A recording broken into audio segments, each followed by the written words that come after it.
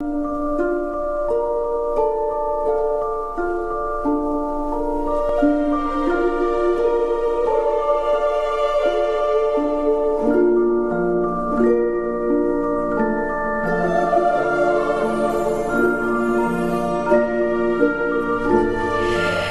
Science Fiction aujourd'hui, Riyad s'intéresse à l'enfant qui est un être bien mystérieux, Riyad. Un être bien mystérieux. J'aime beaucoup cette voix assez mielleuse que Hayaddin Khaldi prend à 16h46 de la journée. On va essayer. C'est la musique qui m'inspire. Tout à fait, on va essayer de ne pas endormir les gens. On va parler doucement parce que nous avons un enfant qui dort parmi nous. Je ne vous dirai pas qui c'est. C'est moi. Qui dort et qui parle. Êtes-vous somnambule, Hayaddin Khaldi? Oui. Oui. Je l'étais, mais je le suis. Nous passons le bonjour à votre petite famille qui doit en souffrir. Alors pour un enfant, justement, le monde des adultes est mystérieux et pour les adultes, le monde de l'enfance est redevenu étrange. Donc, mais l'enfant est un être tellement merveilleux qu'il se développe à une vitesse phénoménale. Et quoi de plus beau que le langage? Nous aimons beaucoup le langage. À la radio, nous communiquons beaucoup, nous parlons beaucoup. Nous allons essayer de parler du langage de l'enfant, mais juste avant, parlons plutôt des compétences précoces de l'enfant. Et on va aller juste avant la naissance. Parce qu'avant la naissance, justement, au 3e trimestre de la grossesse, c'est le son qui est à l'honneur. Puisque saviez-vous que l'audition est fonctionnelle à cette période-là dans le ventre de la maman. Donc lorsque l'enfant est dans le ventre de sa mère, à partir du 3e trimestre déjà de la grossesse, il écoute tout ce qui se passe autour de lui. Donc il entend les bruits physiologiques, la voix de sa maman à laquelle il s'habitue. Et du papa, s'il s'en approche. S'il s'en approche, et le cœur s'emballe également. Donc dès son plus jeune âge, à savoir le 3e âge... le 3e trimestre, de la grossesse, avant même d'arriver au monde, le rythme cardiaque varie avec les bruits et les sons extérieurs. Donc, faut faire très attention. Lorsqu'il y a des chocs, lorsqu'il y a des bruits qui sont assez violents, l'enfant les perçoit, il est perturbé. Donc, son rythme cardiaque réagit par rapport à ça. Donc, nous avons parlé des premiers bruits et c'est assez intéressant. Alors, à la naissance, le son et le regard. Donc, le son et le regard. Donc, le son, c'est bon, on s'y est habitué parce que il y a une discrimination auditive de l'enfant. Il a une préférence pour la voix de sa maman, la voix maternelle. Et son regard malicieux se fixe sur les visages humains. Donc, dès qu'il arrive au monde, il n'est pas attiré par les objets qu'il y a autour. Il est attiré par l'humain, par les visages humains qui sont autour de lui, sans montrer qu'il en est ébloui. Parce que des fois, on a l'impression qu'il en a absolument rien à faire. Mais en fait, il est très, très, très, très attiré par les visages humains.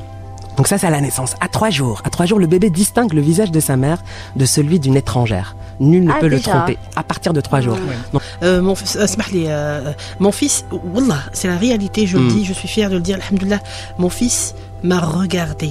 Le jour de sa naissance. Choufi, il tournait la tête pour me dévisager. Et c'était un moment assez... c'est pour ça que j'en parle, parce que c'était magique. Il y a eu beaucoup d'émotions en plus. Non, l'enfant est un être magique. C'est un enfant qui apprend vite, qui est là, qui ne connaît rien et qui arrive au monde et qui a envie d'apprendre des choses. Donc ce qui est incroyable, c'est qu'il différencie la langue maternelle d'une autre langue à partir du 4e jour. C'est-à-dire que si vous lui parlez en anglais à 4 jours, il saura que c'est une langue étrangère. Il arrive à le distinguer dès le 4e jour. Parce que déjà dans le ventre de sa maman, il distinguait les sons et il s'habitue. Il enregistrait. Il écoutait. Il s'habitue à la langue. Il lui a fallu 4 jours. Il lui faut 4 jours pour se dire, tiens, ce gars-là ou cette personne parle une langue différente. Le chinois ou le berbère ou l'anglais ou peu importe. À une semaine, les odeurs se déchaînent et notre petit bébé arrive enfin à se servir de son pif. Mieux encore, quoi de mieux que l'odeur de sa mère qu'il reconnaîtrait parmi tant d'autres. Donc à partir d'une semaine, il va reconnaître l'odeur de sa maman par rapport aux autres. Une expérience qui a été faite, justement, on a pris un tampon qu'on a imbibé d'odeur de sa maman, et puis un autre tampon qu'on a imbibé d'une autre odeur. Il se retourne toujours préférentiellement vers le tampon imbibé d'odeur de sa mère. Et on a fait la même chose pour le son, justement. Tout à fait, beaucoup d'expériences ont été faites. Énormément. Il faut savoir que dans le monde, particulièrement au Canada, donc il y a beaucoup d'études qui sont faites sur l'enfant pour justement comprendre son développement psychologique et ses compétences précoces. À 2 mois, l'enfant découvre le monde grâce à ses mains. L'enfant, il aime toucher les choses. Il a besoin de toucher les choses pour les identifier. Parce que pourquoi? Nous, ça nous paraît bizarre. On se dit, pourquoi est-ce qu'il touche toutes ces choses? Nous, on connaît ces choses-là. Mais lui, il ne les connaît pas. Il est arrivé à partir du ventre de sa mère. C'est un apprentissage. Pas grand-chose. Ouais. C'est un apprentissage comme un autre. Imaginez, un jour, vous vous levez au milieu de la nuit, vous trouvez un objet bizarre au milieu de votre salon. Quelque chose que vous n'avez jamais vu. Quelque chose qui est grand, qui a une couleur bizarre. Vous ne savez pas, vous n'avez jamais vu cette chose. Forcément, vous avez besoin de l'identifier, de la toucher, de la sentir, d'essayer de l'entendre si jamais il y a un bruit qui est émis à partir de ça. Donc forcément, l'enfant, c'est pareil pour lui, pour chaque objet qui existe autour de lui.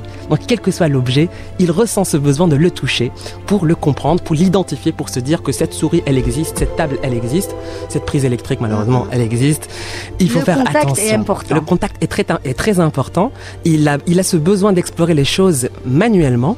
Et surtout, ça dure longtemps. Hein. Oui, ça dure longtemps. Et ce qu'il faut savoir, c'est qu'à 2 mois, il a une préférence pour les objets qu'il a mis en bouche. C'est-à-dire que lorsqu'il met quelque chose dans sa bouche, il crée un lien, il tisse un lien avec cet objet qu'il a mordu. Bon, il n'a pas des dents, mais voilà, vous avez compris la métaphore. Il tisse un lien avec cet objet. Alors, entre 2 et 3 mois, il différencie les formes, les triangles, les carrés, les rectangles. Il arrive à différencier tout ça. Et mieux encore, il différencie les syllabes qui sont proches. Pat, tap. Voilà, donc il commence à distinguer un peu les sons.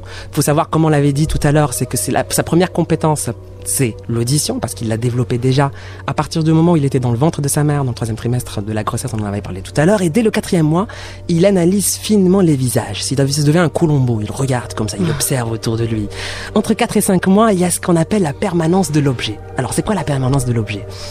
Pour nous, ça paraît tout bête, mais l'enfant, en fait, prend enfin conscience, à partir de 4 à 5 mois, que ce qu'il y a autour de lui existe. Parce qu'avant, tant qu'il l'a pas touché, il sait pas que ça existe. Ouais. Là, il est conscient, il ne ressent pas le besoin de toucher les choses pour savoir si quelque chose existe ou pas. Et ça devient acquis définitivement entre 18 et 24 mois, mais en tout cas, à partir du 5e mois, l'enfant a cette permanence, cette notion de la permanence de l'objet.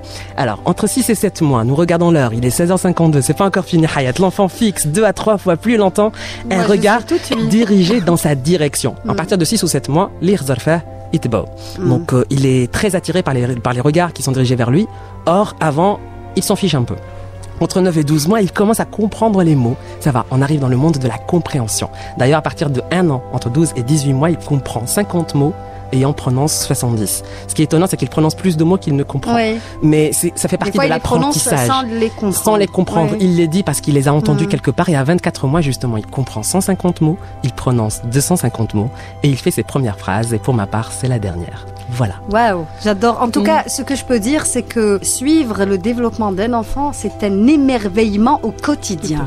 Ça donne envie d'avoir un autre. Oui, c'est ça.